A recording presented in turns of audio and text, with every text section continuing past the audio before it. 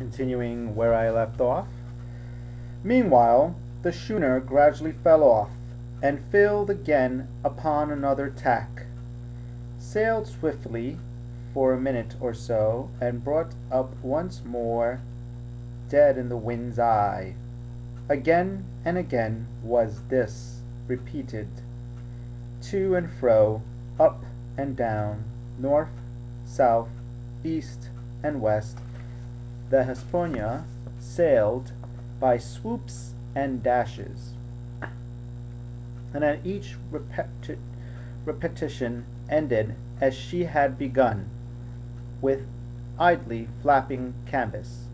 It became plain to me that nobody was steering, and if so, where were the men?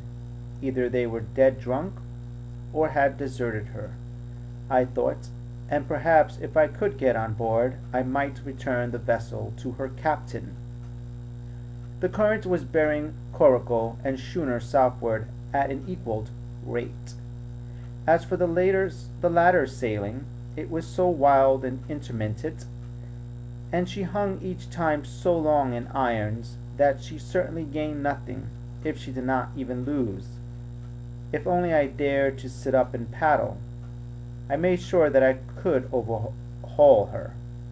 The scheme had an air of adventure that inspired me, and the thought of the water breaker beside the fore companion doubled my growing courage. Up I got, was welcomed almost instantly by another cloud of spray, but this time struck to my purpose, and set myself with all my strength and caution to paddle after the austere Hispaniola. Once I shipped a sea so heavy that I had to stop and bail, with my heart fluttering like a bird, but gradually I got into the way of the thing and guided my coracle among the waves, with only now and then a blow upon her bows and a dash of foam in my face. I was now gaining rapidly on the schooner. I could see the brass glisten on the tiller as it banged about, and still no soul appear upon her decks. I could not choose but suppose she was deserted. If not, the men were lying drunk below, where I might batten them down, perhaps, and do what I chose with the ship. For some time she had been doing the worst thing possible for me, standing still. She headed nearly due south, yawning, of course, all the time. Each time she fell off, her sails partly filled, and these brought her in a moment right to the wind again. I have said this was the worst thing possible for me, for helpless as she looked in this situation, with the canvas cracking like cannon, and the blocks trundling and banging on the deck, she still continued to run away from me, not only with the speed of the current, but by the whole amount of her leeway, which was naturally great. But now at last I had my chance. The breeze fell, for some seconds, very low, and the current gradually turning her, the Hispaniola revolved slowly round her center, and at last presented me her stern, with the cabin window still gaping open, and the lamp over the table still burning on into the day. The mainsail hung droop like a banner. She was stock still, but for the current. For the last little while I had even lost, but now redoubling my efforts, I began once more to overhaul the chase. I was not 100 yards from her when the wind came again in a clap. She filled on the port tack and was off again, stooping and skimming like a swallow. My first impulse was one of despair, but my second was towards joy. Round she came till she was round still she had covered a half, and then 2/3, and then 3/4 of the distance that separated us. I could see the waves boiling white under her bare foot. Immensely tall she looked to me from my low station in the coracle, and then, of a sudden, I began to comprehend. I had scarce time to think, scarce time to act and save myself. I was on the summit of one swell when the schooner came stopping over the next. The bowsprit was over my head.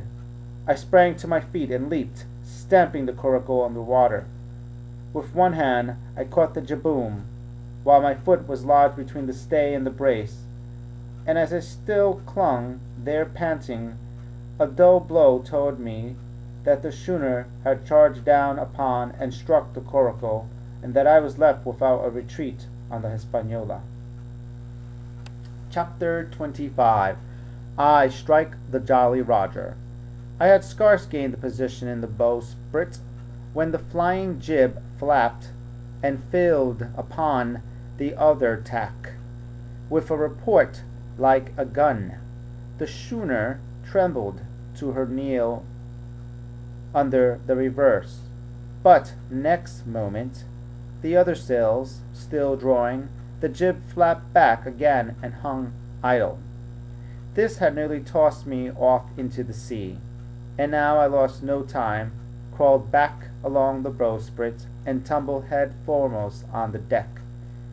I was on the lee side of the forecastle, and the mainsail, which was still drawing, concealed from me a certain portion of the afterdeck. Not a soul was to be seen. The planks, which had not been swabbed since the mutiny, bore the print of many feet, and an empty bottle, broken by the neck, tumbled to and fro like a live thing in the scuppers. Suddenly the Hispaniola came right into the wind. The jibs behind me cracked aloud. The rudder slammed to. The whole ship gave a sickening heave and shudder, and at the same moment the main boom swung inboard, the sheet groaning in the blocks, and showed me the lee after deck. There were the two watchmen, sure enough, Redcap on his back, as stiff as a handspike, with his arms stretched out like those of a crucifix, and his teeth showing through his open lips. Israel's hands propped against the bulwarks, his chin on his chest, his hands lying open before him on the deck, his face as white under its tan as a tallow candle. For a while the ship kept bucking and siding like a vicious horse, the sails filling, now on one tack, now on another, and the boom swinging to and fro till the mast groaned aloud under the strain. Now and again, too, there would come a cloud of light sprays over the bulwark, and a heavy blow of the ship's bows against the swell. So much heavier weather was made of it by this great rig ship than by my homemade lopsided coracle, now gone to the bottom of the sea. At every jump of the schooner, Redcap slipped to and fro, but what was ghastly to behold, neither his attitude nor his fixed teeth disclosing grin was any way disturbed by this rough usage. At every jump, too, Hans appeared still more to sink into himself and settle down upon the deck, his feet sliding ever the farther out, and the whole body canting toward the stern, so that his face became little by little hid from me, and at last I could see nothing beyond his ear and the frayed ringlet of one whisker. At the same time I observed around both of them splashes of dark blood upon the planks, and began to feel sure that they had killed each other in the drunken wrath.